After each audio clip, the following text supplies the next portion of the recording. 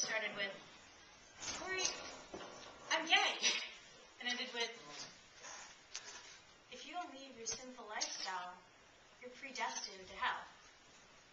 But a good chunk of time passed between the two. I've been a Southern Baptist all my life. I was a Bible quiz champion. I taught Sunday school. I went to church 3 times a week, if not more. And I still love Jesus. But for several years, I realized that there was something different about me. Other people noticed it too, I think. Several different people at my church told me that perhaps I'd been given the gift of singleness. Because, you see, I didn't like boys. While all the other girls were endlessly gossiping and fighting over the guys, I was reading a book or listening to music. I didn't really worry about it until the day I realized what they were all up in arms about, when I got my first crush on Sarah. That was at 13. I spent the next year or so trying to pretend it wasn't true, and later trying to make it go away. But eventually, I accepted it. I went renegade, so to speak. On the outside, I still looked like your average Baptist girl, but I knew better.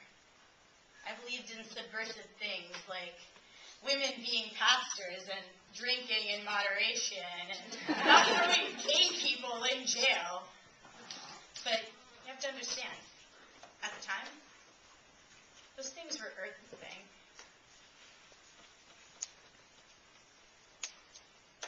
The day I came out to Corey was in September.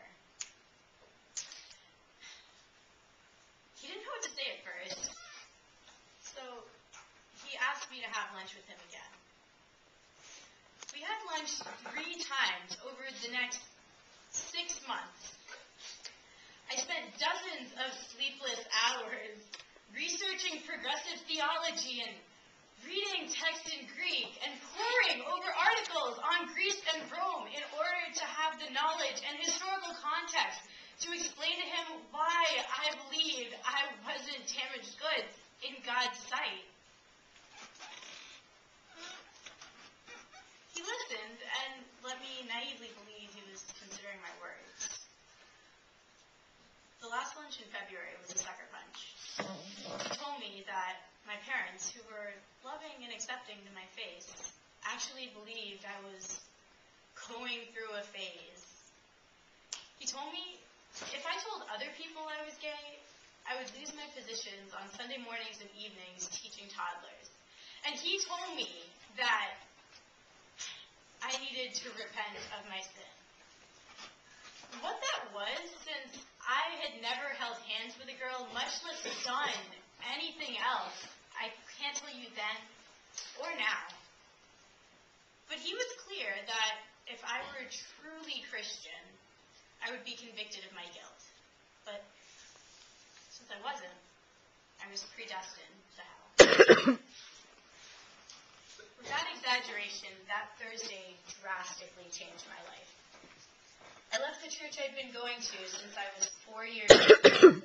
I met other gay Christians, and I lived my life with honesty and integrity for the first time.